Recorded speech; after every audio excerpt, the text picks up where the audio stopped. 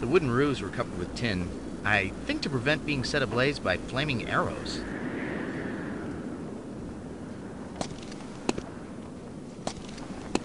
If someone should get a glimpse of us up here, in this suit we might pass as a knight, but I think we should be careful not to be seen.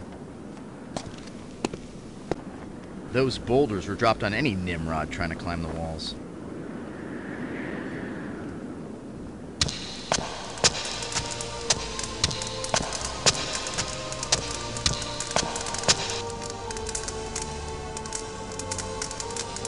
Kind of interesting how they use the more finished stone on the outside of the walls to make the castle look more imposing, and use the rough stone on the inside.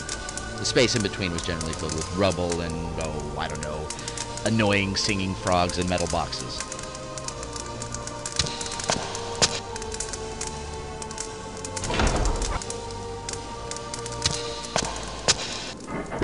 These wooden hoardings here, they were put up for defense before a siege to protect archers, and get this, allow the soldiers to drop big, heavy, painful things on the attackers below.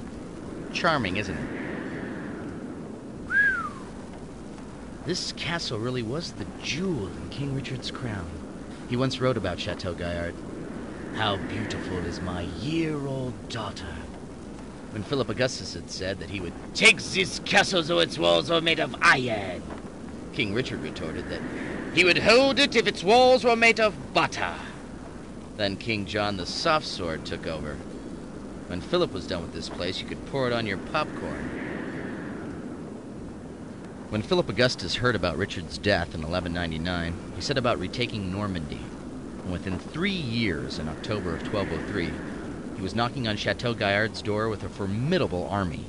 John answered the door with 300 knights, 3,000 horsemen, and 4,000 foot soldiers and assorted ruffians, who tried to surprise Philip's army with a night attack.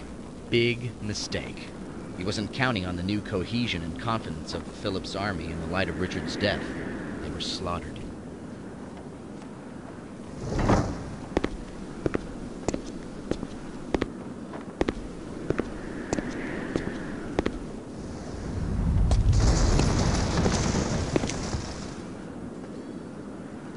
So a clever French knight figures out that he and a few men can get into the castle by climbing up through a toilet.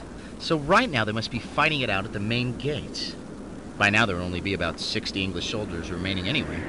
No wonder this place seems deserted.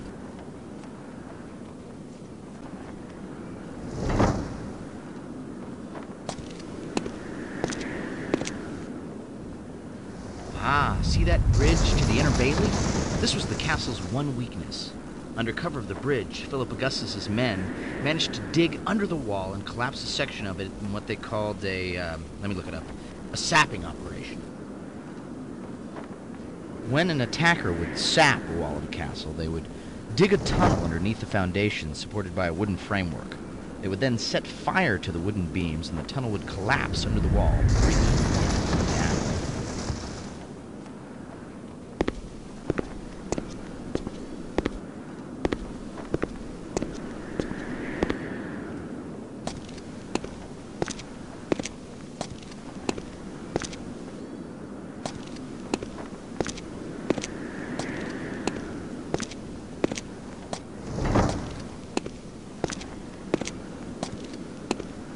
We seem to be getting closer to where that catapult is hitting, and I'd be willing to bet their aim isn't getting worse. Missed me by that much.